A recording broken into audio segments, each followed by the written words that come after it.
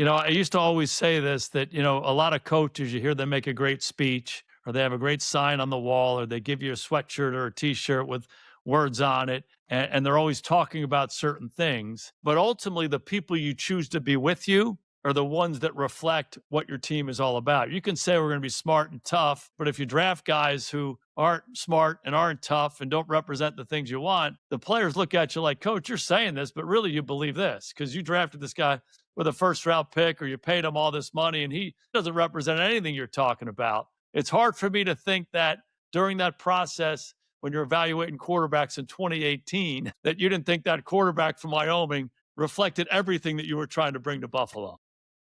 Well, you're right. And there's nothing worse, I believe, from a leadership standpoint than a leader who has all these slogans, but no follow through, right? I mean, you talk about buy-in. You're not going to get buy-in or you're not going to get it for very long if you're not following up on some of these Sure. things you're preaching. Now, we didn't have a lot of slogans for that reason in Buffalo, but the ones we had, we were going to make sure we followed through on. And to your point on Josh, I remember going through the vetting process that year leading into the draft.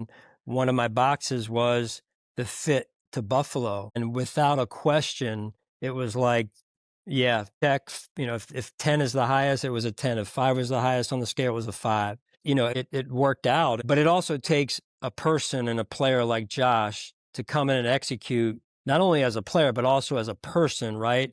In the community and to invest themselves and their time and make an impact in the community like he did and has for it to work. And so for that, I applaud him.